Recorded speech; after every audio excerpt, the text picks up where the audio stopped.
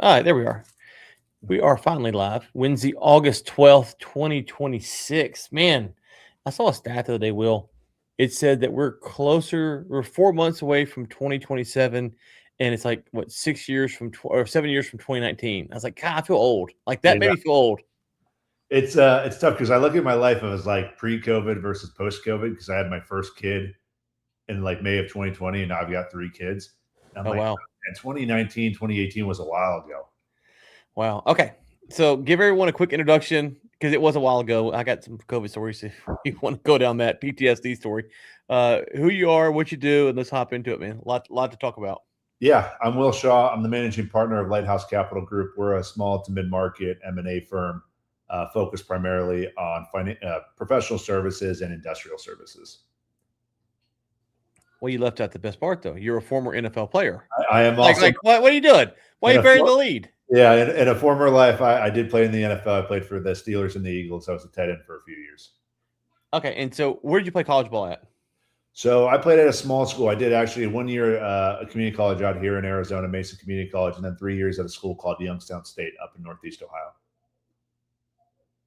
Yeah, we talked about that. I forgot Youngstown because that's the Tressel School where he's the Correct. Yeah. Tressel, yeah. he won 3 natties in the 90s before he went to Ohio State and came back to be the president at Youngstown.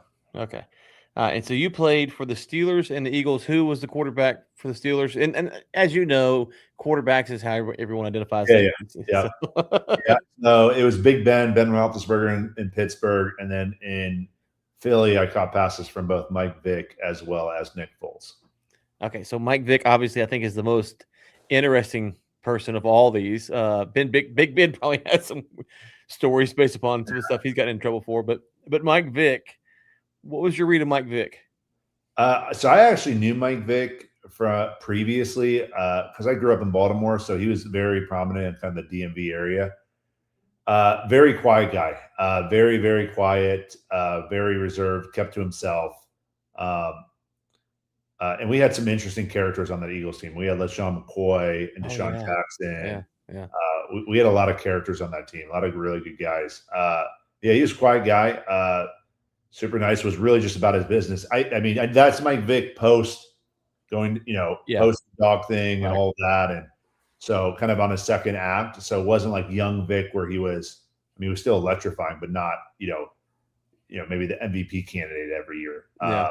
Then we had Nick Foles, who, it was an interesting quarterback room. I mean, Nick Foles was, man, I'll say this, both different quarterbacks, obviously, but both extremely intelligent, really understood the game of football well. Mike Vick just threw a frozen rope. I mean, it's like the hardest. Like I'd be running an in route at 10 yards, and it was just like if you weren't ready for it, it was hitting in your face. Like it was just unbelievably how hard he could throw that. And probably doesn't get enough credit for how the touch he had on the deep throws. But Nick Foles also threw a great deep ball as well. So, I mean, both of them could really sling it. See, as a Saints fan, I have a lot of bad memories of Mike Vick with the Falcons. Just doing us dirty. There's highlight reels of him taking off. Yeah. Yes, there are. Okay. So I've got a question. So I never played college ball, wasn't good enough, but I was the ball boy for a D1 team. So I was in the locker room around athletes and stuff like that. I have a thesis, and my thesis is that the sports media pretends that what actually is happening, not the games are fixed, like that, but the character of the sports media and the athletes is a lot higher than it actually is. And so like when it's like the Mike Vrabel thing that happened recently, everyone's like, oh no, or the the Sorsby thing with the betting. It's like, okay, I'm not saying that all players are good or bad. I'm saying that there's a lot of bad stuff that kind of gets swept under the rug. The media doesn't cover it. And then when something happens, they act as if they're stunned. And the same thing is true with politicians. It's not just sports. Yeah. I just think that media kind of like acts, oh my gosh, how could this happen? It's like, y'all know what's going on all the time. That's a good way to put it. I mean, it's when the media acts shocked that something like this could happen, it's not ethical. It's not real. Like they've seen this a million times before, and a bunch of other stories don't go off. And, it's a lot of stuff gets swept under the rug. And it's not that like guys are bad or inherently bad. I do think football players in general get a bad rap because of, some maybe bad apples or, maybe it's because it's a more physical game and whatnot. But, I would say for a lot of guys, you're thrust into being like not just a leadership role because you kind of go into that, but you're thrust into being like a prominent figure, like not like a hero, but people look up to you. You become a role model. And I'd say a lot of guys are not asked, like, we're not trained to do that. Nobody, like, it's not like somebody pulled us aside when we're 18 years old. First of all, like men as 18 to 22-year-olds specifically is not the healthiest of minds in the world. It's like nobody trains us to say, hey, you're going to be a role model. Here's how to act. Here's how to go about. I mean, there's some of that, right? Like we get trained on like how to handle interviews and reporters and what's proper conduct. But like things aren't, we're not asked to be role models. And I think a lot of us try to step up and say, hey, we have an obligation. And that's kind of what comes with the territory. And I think a lot of people would agree with that. Like, hey, you're paid a lot of money. You have an obligation. But I'd say like, hey, listen, there's a lot of people that are paid a lot of money in other industries and they're not obligated to be a good person. And, good person that's a wide range of different things. But I mean, there's a lot of things that just get swept on the rug, aren't talked about. Like, players are treated like, little bit of a meat call. Like if you ever watch the combine and guys are walking down in tights and that's it, here it is. Or like, I remember my first time getting out of a preseason game. It's my first time in the NFL and coming out post game. It's like, we go to the locker room, we have a conversation real quick and it's like, hey, break, we're going to go get cleaned up and leave. So we go take a shower, come out and reporters are in there. There's men, women, everybody's in there. We're just walking out of the shower. I'm like, like it is what it is. I mean, this is 2013. I just felt like that was weird for me. Right. Like I've never had a reporter in the locker room. Like this is team only. Like this is like not even our trainers really come in the locker room unless we need them. It's like players and coaches and that's it. We've got execs in there. We've got reporters. We got men and women all in the locker room. We're just trying to like clean up and get out of there. It's like, I think the media is not totally honest with how we get portrayed. Yeah. I think that what I've tried to teach my kids is, and I love sports, but I watch it as if I was watching a movie. So when I watch the Eagles play, I'm enjoying the game. Now, some characters I like more than others, but the pregame or postgame interview about who they say they are, I have no idea. And so I don't let that, I try my best to not let that influence me. Now, some antics and stuff like that I like and some I don't. And so that obviously, it's like a movie, but I try not to die on the heel of this is a good guy or this is a bad guy because, and I'll take it out of football, like Dana White, he would talk about who's a good fighter, who's a bad fighter. If you listen to Dana, his moral standards and mine aren't the same. And so like his judge of character is a lot different than mine. And so I go, I like this fighter because I like their style, or I don't. I don't watch all the other stuff to try to determine what if we could get along or not. I'd also say like post-game, never judge a player on his post-game interview because they're not thinking clearly. They just played a game. That's all they're thinking about. And then you're asking them 3 minutes after they're done playing, hey, what did you think about this? And they're all hyped up. They're jazzed up. Like, or they, if they won or they had a good game or, they lost and they had a bad game, maybe like there's not like, you need to like level out a little bit after a game and you go right into interviews. It's a nonstop media obsession and that's the pros and cons, right? Like the pros are like big media deals, bigger contracts, whatever. But with that comes some responsibility that, is what it is. Okay. What's the thing about the game itself that you wish that fans understood? Should they cheer louder? Does that not matter? Anything like that? Obviously, I'm talking about harassing players. Like, don't be stupid. I'm with you on that. But like, just the general stuff that fans do. Does any of it actually matter? Or is it just for us? Like, how would you advise us? I will say my first college. So I went to a year of junior college. My first game at Youngstown, we played at Penn State opening weekend, and it was 104,000 sold out whiteout. Is what they do opening weekend. And I walked out there, and it was the loudest thing I'd ever heard in my life. I was like, this is intense. And I remember playing that game. I didn't hear him. I didn't hear a thing. The only thing I heard, this is before I moved to tight end, I was actually a safety. I hit their quarterback so hard on a bootleg, he knocked him out of the game. And I just remember hearing 100,000 people go like that. Just that was the loudest thing I ever heard was everybody just being quiet. Like, you could, like 100,000 people, you could hear a pin drop. That was the loudest thing I ever heard. I will say we played Michigan State once, and their stadium is set up in like a bowl fashion. So NFL, you have a lot of room between the sideline and where the fans are. It's like 20 plus yards. There's so much room. College stadiums, they don't have to do that. They have to give you your bench and seating have to be 5 yards off the sideline or whatever. and then they're required to give X amount of space. Basically, our bench was up against the wall of the student section. Mm-hmm. So I'd have like a Michigan State student literally in my ear as I'm sitting down, constantly just like harassing me. Right. And like, it's a good, but like that, like very rarely was anything ever taken over the line. And honestly, I am not paying attention to them, but it was just them breathing down my neck, like beer spilling a little bit, you know, whatever's going on. You know, that was always kind of like, you know, the fun of it. But for the most part, I wouldn't hear it. I could see if it's hard on offense, if we're trying to run audible, but I'm moving off hand signals anyway, so it never bothered me. Yeah. I'm generally a hand signal guy anyway, so at least in the systems I played at college and professionally, we were all hand signal. So I wasn't really trying to hear anything. So the noise never bothered me. It didn't bother you. Yeah. I can see that. So if you're locked in on the hands, you're just if you need the sound, it could be different. I can see that. Okay. So you went from the NFL to M&A, which is not something you hear every day. How does that happen? It was a long process. I mean, the short version of it is I get hurt in, I think, 2014. I'm kind of burned out of football at that time. I'm 24-ish years old. I get an injury diagnosis. It's like, hey, 50-50 on whether this works on the surgery. So I'm like, I'm not doing surgery. I was deathly afraid of going under the needle. My wife worked at a tech company. I was like, cool, I'll just get a job there. Spent a year there. Ended up leaving. I started a tech company, and that did pretty well. We went through a couple rounds of funding and sold it to a strategic that rolled into private equity. And that's kind of how I got in the private equity space and ended up turning that into an M&A firm, helping some private equity firms that I knew that needed M&A work done on the buy side. So we did their searching.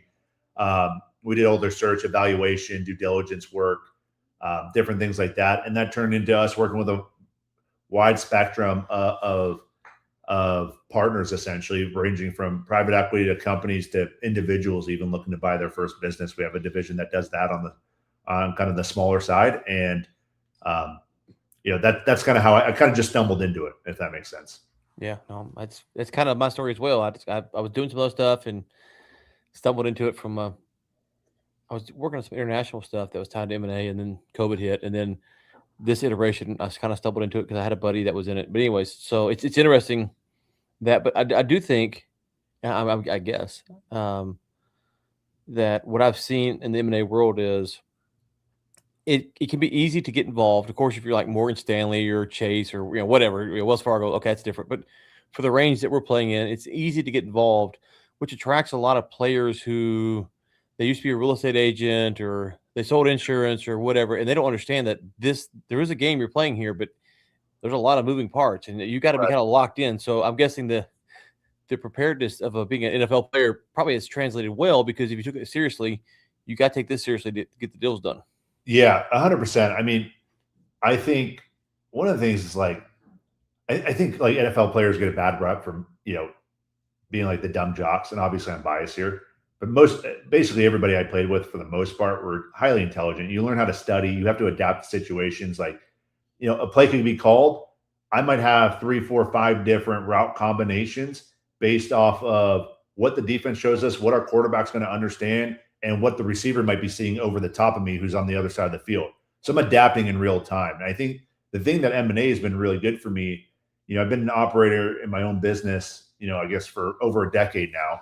I think the thing that M&A that's really helped me with M&A specifically is that we're constantly adapting, right? So like things are changing. We might have a solid buyer, a solid seller, everything's going great. One conversation, something pops up and it's like, all right, well, now we got to deal with some adversity and we got to manage that.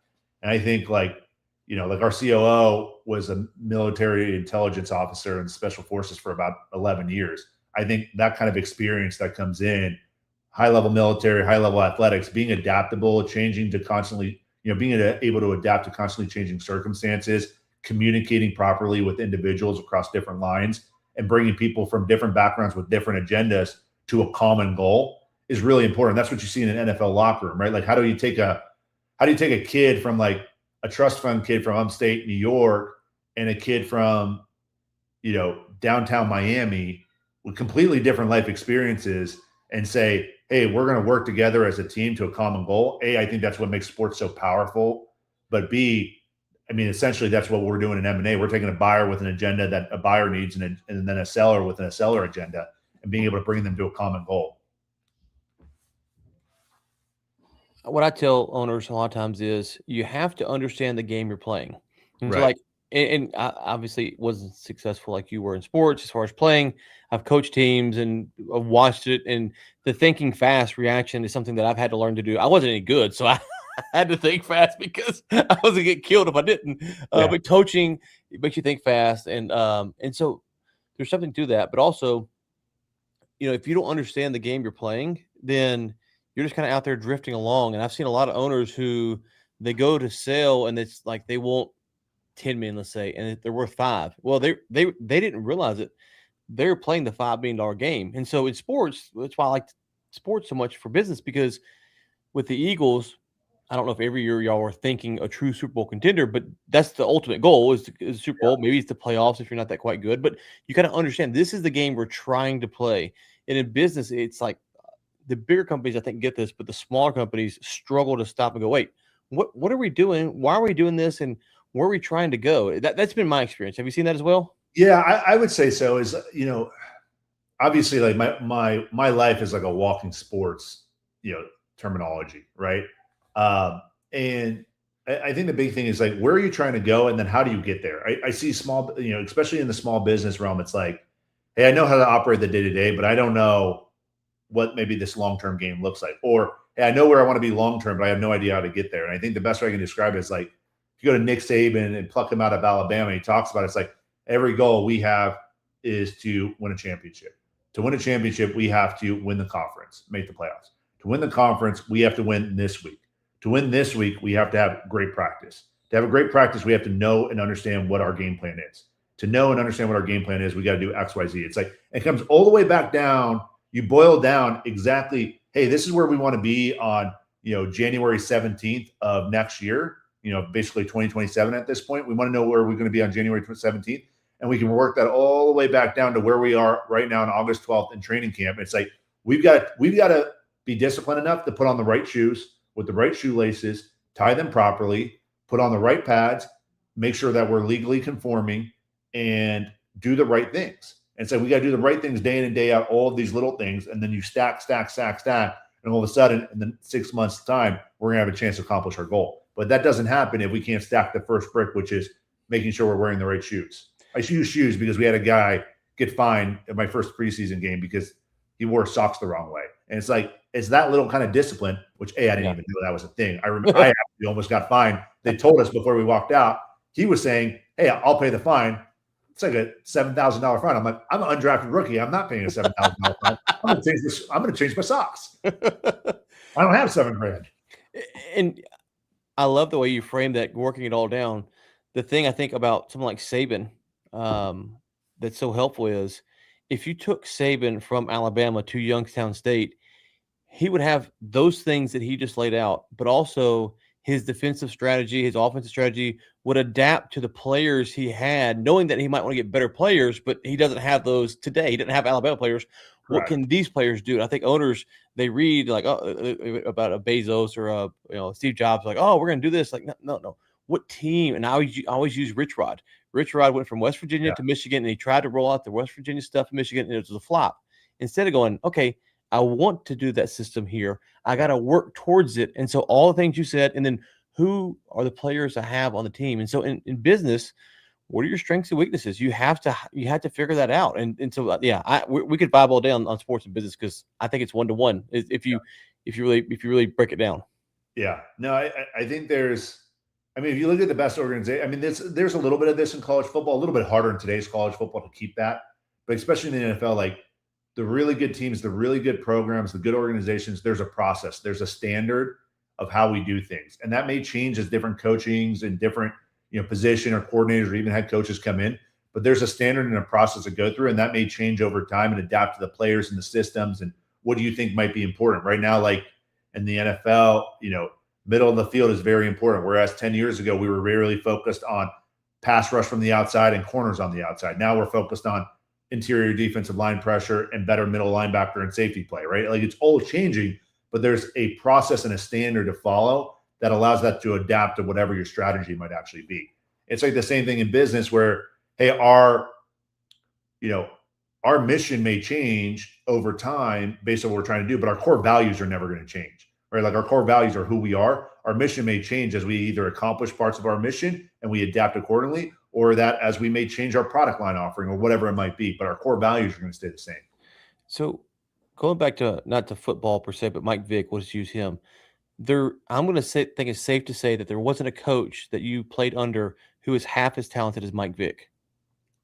I can't imagine that there was. Right. And the reason I'm saying that is because in business, like, oh, you have a coach, you get a consultant, that's so bad. It's like, my guy, Mike Vick, Ben Roethlisberger, they all had people telling them how to be better at themselves.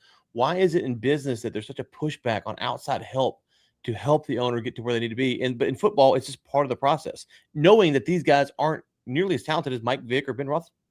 It's a good question. I mean, even taking a step further, of the 32 starting quarterbacks last year in the NFL, 31 of them had private quarterback coaches. Wait, say that one more. I'm going to clip that. Say that one more time. Of the 32 starting quarterbacks last year in the NFL, 31 have private quarterback coaches. Now, some of them have the same private quarterback coach and they work with the same guy, but everybody has one, right? Tom Brady had a quarterback coach for his entire career. Not his quarterback coach with the Patriots, not his offensive coordinator. I'm talking about a private, I work with you in the offseason quarterback coach, right? Like I didn't need somebody to tell me how to work out. I knew how to work out. I knew what my body was.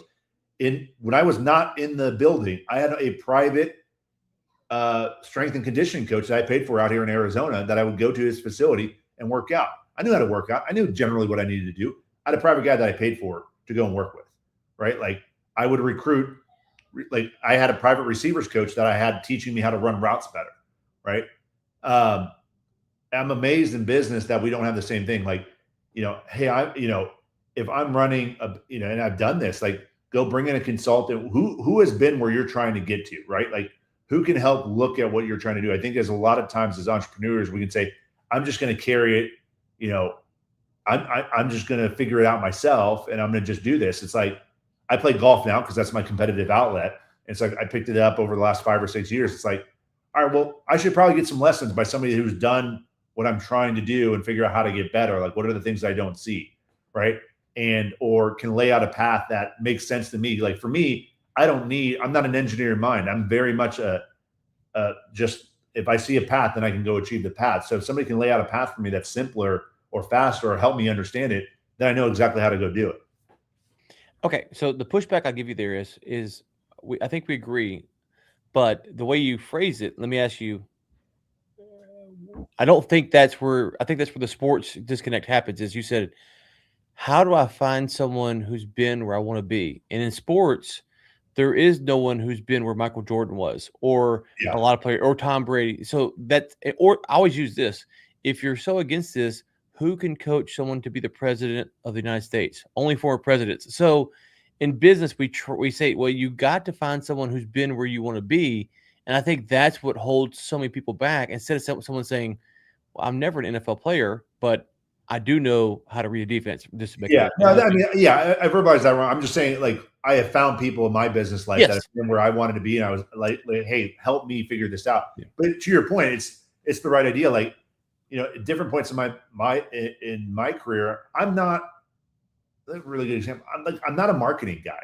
Like I have, I have an idea of marketing automation because I understand like the software components, but I'm not like a marketing strategist and understanding content and how all that works.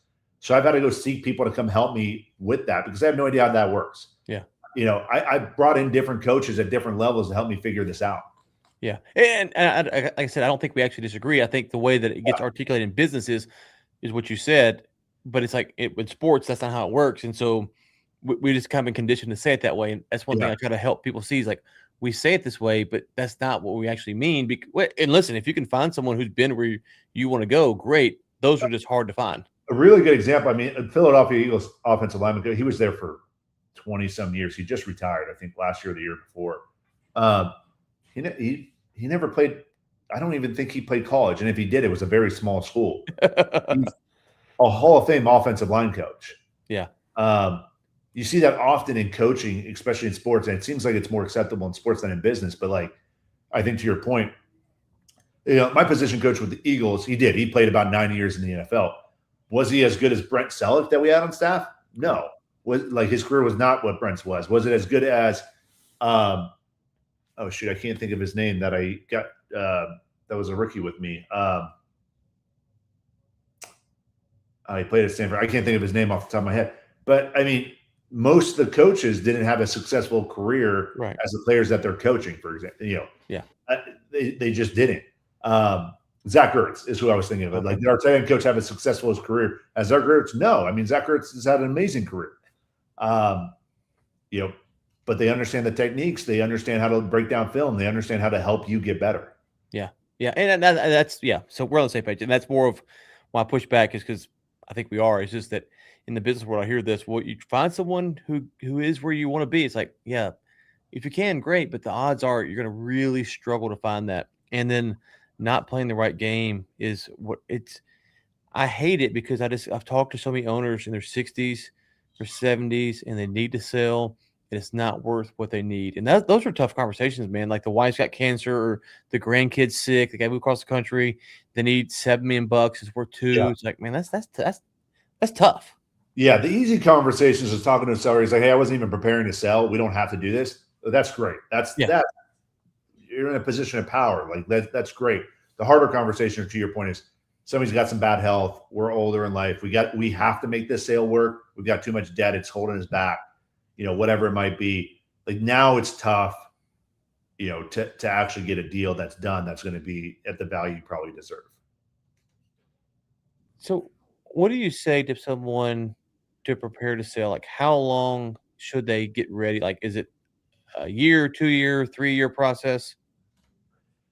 I think it really depends. I think it depends on, I think this goes back to understanding, what are you trying to accomplish and where are you trying to go? Because there's nuance to this, right? Like it really like, because the first question is like, who are you going to try to sell to? Right. Because that changes maybe how much time we're prepping for this, right? Like, a good example is like, hey, are you, if you've been running your business and you've run it pretty tax efficient, that is great. That doesn't like bode well for bank financing, right? Well, if you're going to sell under that, $7, $6, $5 million mark, you're probably selling to an individual buyer. So the prep work that you have to do is completely different. You might need to prepare for a minimum of 1, probably 2 years, and pay the piper. You're going to pay some taxes, and it's going to be painful. But that's going to how you're going to maximize your value, because you're going to have to maximize the value to the bank as well. Versus, hey, if you're selling at 10, 12, 15, $20 million or more, enterprise value, there might be a bank involved, but it's probably less of the deal. And your prep work might be vastly different. And as long as you have clean financials, that's the more important thing. So that might only take, for example, a year to do, or if you've already had clean financials, like we ran into a scenario where we had somebody that kept the CPA basically on staff and they had clean financials and we were ready to go in 30 days. Nice. So I think it just depends, but I think understanding what's your end goal, who are you trying to sell to? Is it, an EV of over 10, 15 million, and we're trying to sell this to maybe a variety of, strategic or private equity type of back buyers? Or are we selling to an individual and trying to run a competitive process with maybe somebody that doesn't have industry experience to get more buyers into the fold? And now understanding that I might have to sit on for a few extra years to help that transition and make sure the bank's okay with that. So I think it depends on what your end goal is and being realistic about what that looks like. There's no right or wrong answer there. I think there's some preferences there that we may run into, but I think we have to be realistic on, what that might look like. Well, you summarized it well. That's why I've tried to coin it, what game are you playing? Because Youngstown State is not playing the same game as Alabama. They're just not. And Alabama's not playing the same as the Eagles. It's just different games. And so to your point, if you're doing an SBA deal, that's a certain game. You're doing a $100 million deal, that's a different game. And so you really just got to understand. And of course, you can do SBA and then grow out of that and do something different. You just got to understand that, hey, I'm trying to play and win this game. And this is how I look at it. And if you don't, I've rarely seen, I say rarely, it happens. But the people who seem to burst through that SBA range and get to that 30, 40, 50 million range, if they got lucky, let's say, to get up there, they realized that they had to change a lot of stuff to stay up there. Like they didn't get there. And then the ones who I've seen who have kind of hit escape velocity, if you will, 30, 40 million revenue, and they didn't understand that they kind of got lucky. I hate saying that, but they didn't do it on the best principles. they have ultimately crashed and burned because they didn't redo the way they do the books or their sales or their marketing or whatever. And it's just, it was a house of cards and it cost them. If you're not, I mean, I am a believer in this. I've talked to my team about it. If you're not constantly scratching, clawing, trying to grow and get better, you will quickly find yourself falling behind. And I think that goes across all levels of your business because it's easy to get stagnant. And to your point, you might get lucky, or maybe you didn't get lucky. You focus on an area, but if you didn't build the foundation the proper way and you get to, exit velocity and you're moving revenue pretty significantly, it is easy to watch that fall apart. Yeah. I mean, I got 2 stories I tell often. One was a few months ago, a guy who got to 30 or 40, I can't remember now, but 30 million, 40 million in revenue. He's bankrupt now because he was still sitting on invoices. Yeah. And so he would bid for 3 million. The job was 3.5 in cost. And so that doesn't take long to get upside down. Right. And then another one is a solar company. They're doing like 90 to 100 million in revenue, but their margins were so tiny and the partners got in a fight. And then muted there. Sorry. Could you hear me? I don't even know. I got you back now. Okay, I'm sorry. I was saying there's 2 stories I tell about this escape velocity thing, and one is a guy that earlier this year, and he did 30 or 40 million in revenue, and he went bankrupt because he was bidding jobs at 3 million that cost him 3.5, and he was doing the books, a lot of the book work, sending invoices. It's like he didn't grow out of that. It's like you've got to. And another one is a solar company had tiny margins, and the partners got in a fight, and they didn't have the margins to sustain it, and so they're bankrupt. You feel bad, but it's like it can't be the Ryan Ray, can't be the Will Show, it can't be the like. It's actually a team sport here, guys. Like you have to have a team, and so it really is. I mean, I think the problem is like when you keep it as your show, it gets really hard to grow because you just end up living in your own. You're in your own sound box. It's just you talking. There's no other opinion. There's no other weight being thrown around. It's really easy to just be like, all right, well, this is how it's going to work. And it's hard to make that work and scale and grow and be successful all at the same time and over a long period of time. And then bringing in other people that are really good, that can be a good teammate. Like man, it's like having a really good quarterback, but a really bad offensive line. Like good luck. Yeah. Just good luck. Yeah. Well, unless you got Mike Vick, but even then, it's only take so no. But even with Mike Vick, he didn't win a Super Bowl, but he was mobile. It goes so far. Like you don't go so far, so you can go a little bit further, but not that far. And that's why I love sports because it's like, oh, if you got someone like this, well, Jordan had to have Pippen, and so you got to have these other things to get to work. So M&A, what are some of the things that you're seeing right now from the buyers? Has it changed? Do the buyers still have the same appetite? Is it growing? Because you got tariffs, you got inflation, you got interest rates up and down. How is that looking from the buy side? It's interesting. I think, I think the good thing about entrepreneurs and especially acquirers in general, whether they're individuals or up and down the ladder of corporations and private equity, PE, we maybe saw some pauses in certain industries around tariffs and, hey, is there going to be a war? How does that affect the markets, right? They might be a little bit more reliant or adaptive based off the markets because that may change how funding sources come in. So I will say at the higher level, we've maybe seen not necessarily changes, but some consideration to what's going on in the external, what I would call the external environment. But I'd say when you get into like the companies operating under, 150 million in revenue that are acquiring that, or individuals that are acquiring, I think the general idea, and this is where I love entrepreneurs, is like, I'm going to control what I can control. I can't control interest rates. I can't control tariffs. What I can control there is going and getting a deal done and just figuring it out. And there's a path, and I'll just figure it out. So I think, where we've seen in the small middle market is like a relative untouched, I would say, or not really disrupted by whatever's going on in the external market, whether that's tariffs, potential war threats, interest rates. It is what it is. Would we all like lower interest rates so that, debt became a little bit better? 100%, but I can't control that. Still got to have a business, just like people are still buying houses. You got to figure it out. And what percentage of your deals are ultimately SBA funded? I would say that's a good question. I'd say about 75 to 80% of our deals have debt, some sort of debt component on it, whether that's SBA or conventional. And I'd say out of that, probably SBA is probably 60 to 70% of that debt. Okay.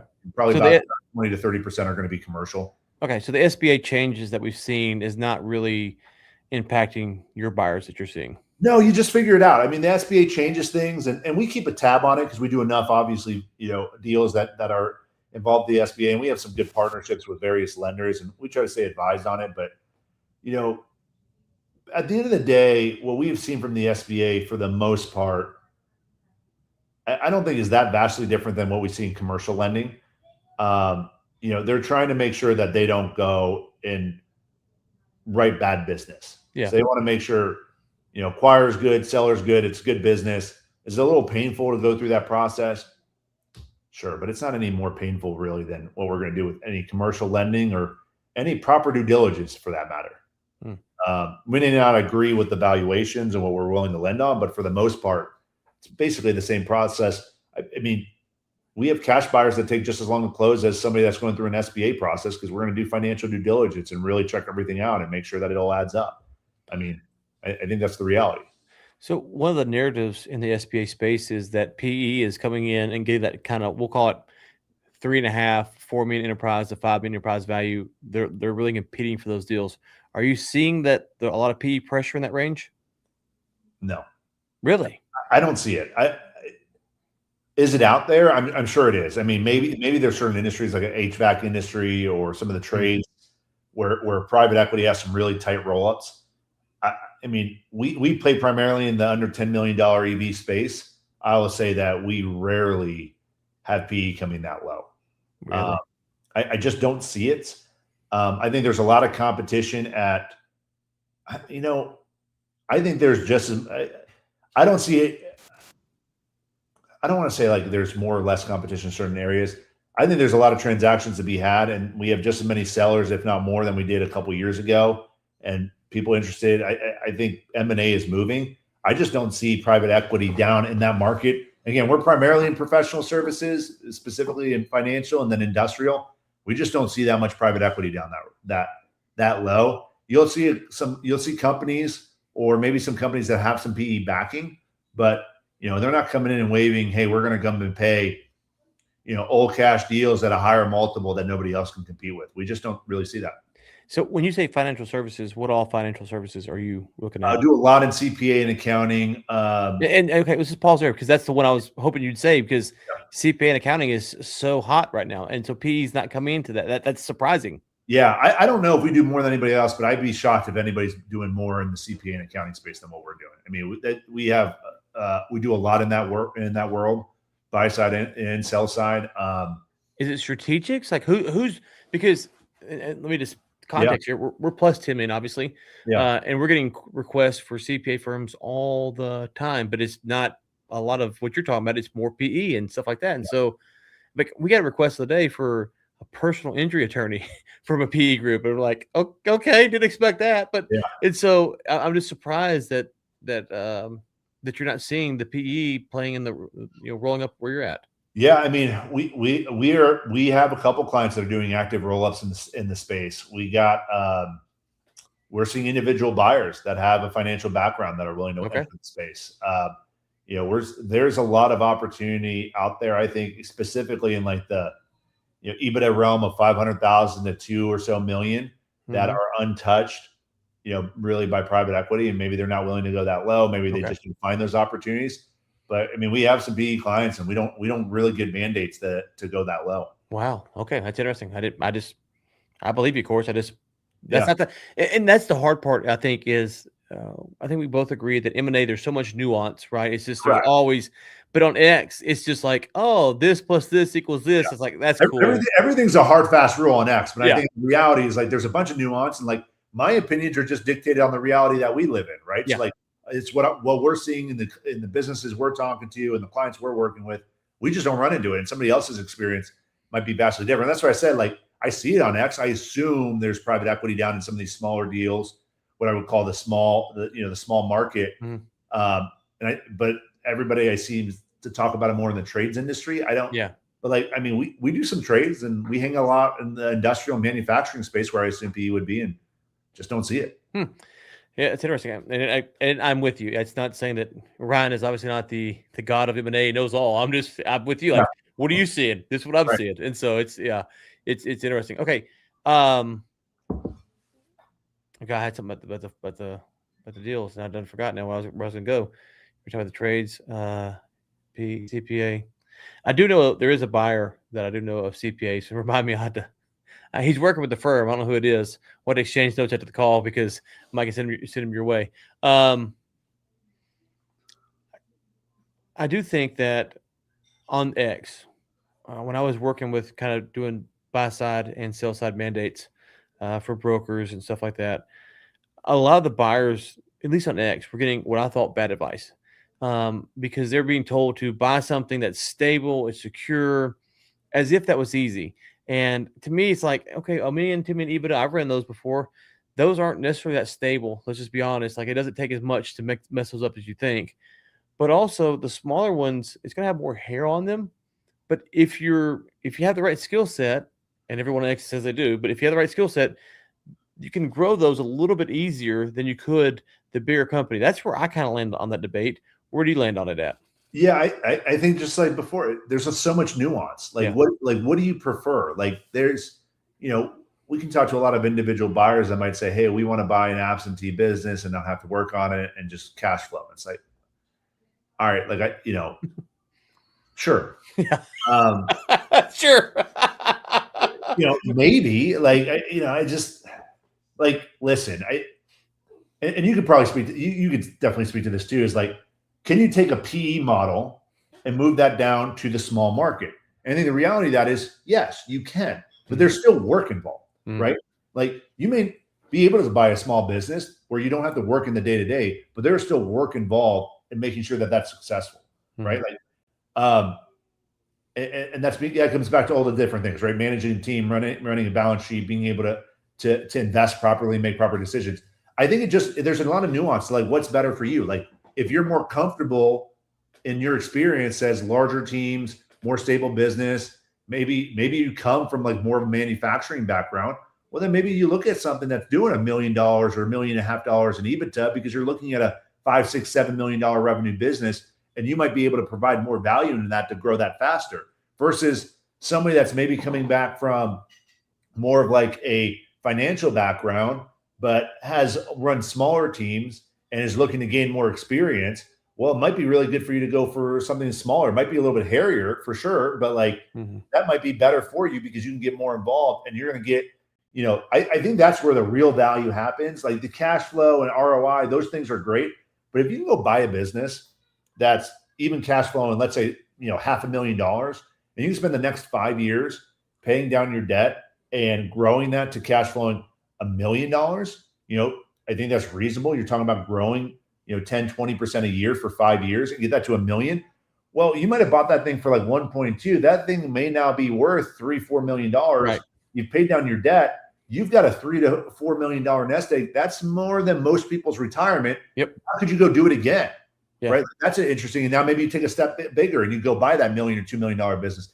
That's where it's fun. Like, and we've seen clients, I just got a little update. We had our partner meeting today. Like we've had some clients that are already, I think we've had 5 clients today buy at least their second, if not, later down the road.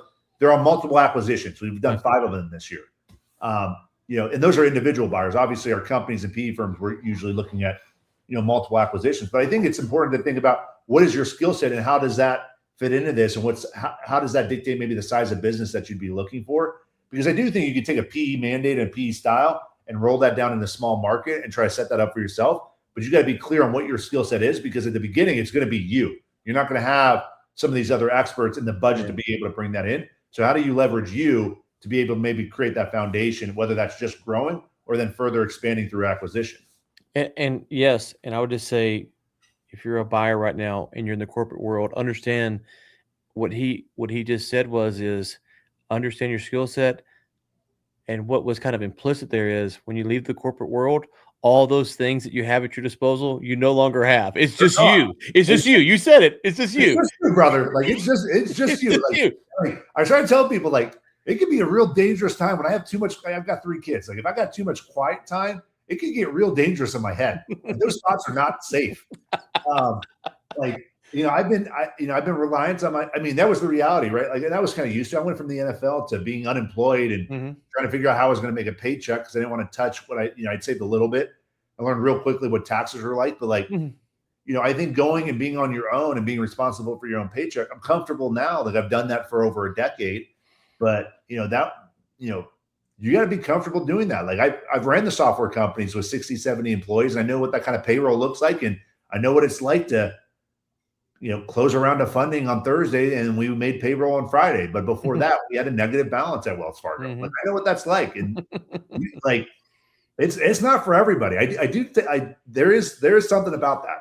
Yeah, no, that's what you said. That's what pushed it there, because I do think a lot of corporate people come to the small business world and they don't realize, oh wait, there's not a copy machine and there's not donuts and there's not vendors beating down our door trying to get us to hire them. Like, it's just a different world. And people always like to say, like, when you're working on your craft and you spend the hours and the amount of time to be good at it, like when you're grinding through your business, not making any money, trying to figure out, like, they're like, why would you put your family through that? Why would you do that? You could be making good money at a corporate. Everybody's going to question the amount of work you put in. And then when you finally make it and you find some success, everybody's going to be like, man, you got lucky. What an overnight success. That's what I said earlier. I hate to say luck does play into it. Like, luck does play into it, but like, it is a grind. Well, that's what I said earlier. I hate to say that the guys that got lucky to reach escape velocity, because it is a lot of hard work. I'm not trying to diminish that, but I'm saying, like, there's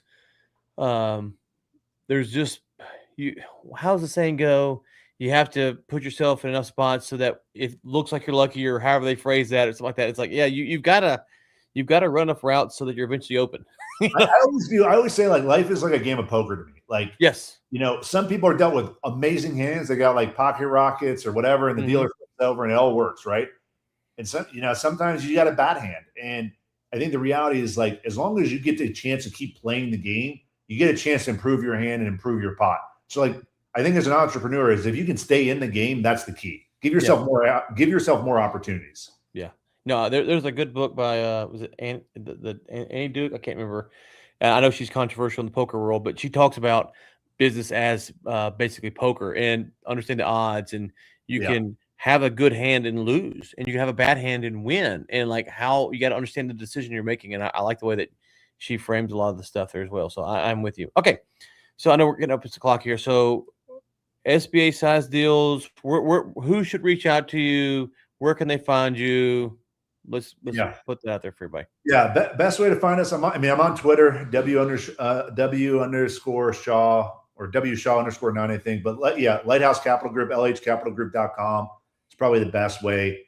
We're a small team, so we're 8 people. Anything through our website comes directly into my inbox, anyways. If you're somebody that's looking to buy a business, I'd say at 10 million purchase price or below, there's a good chance that we have, a good source of what you're looking for. We're primarily off market. We do private, customized mandates for each buyer. And then if you're a seller, we have a list of buyers. So we do, I think our pitch to sellers is we do things a little bit differently. We don't take it on the market. We just go to our private group of buyers, and we can keep things very private and individualized, and walk you through a little bit better of an experience, I think, than a traditional process. Remind me, I just got a request today for someone looking for off-market deals. They said that they have a bunch of buyers, and they send them your way. So remind me of that. I forgot all about that till you just said it. So, all right. Yeah. All right. Well, Will, it was great to chat. Loved hearing the stories, and I like the way that you think, of course, because I got a sports bias as well. Wasn't nearly a pro athlete, but hey, I did win 2 state championships as an offensive coordinator for a 6-man football team. It's something, because I can tell you this: I've never won a championship in anything. Okay. My entire sports career, I've never pee-wee football and baseball, all the way through high school football. Like I have very limited playoff success. Okay, we won the city championship in 6th grade, so obviously I'm a better player than you. Obviously, there's nothing to that. Actually, my first year of organized football, I was like in 6th grade. We made it all the way to the championship in state, and we lost. And I just thought, like, all right, well, I'll win it next year. And I have never won more than 1 playoff game in my entire football career after that year. And that was my first year of football. Never in the rest of my career. We won it in 6th grade. Then we played it was like a Twin Cities deal. So we played whatever the championship was between 2 cities. We got killed. Went to Shreveport, got killed. And then junior high, we're undefeated. And then we lost 2.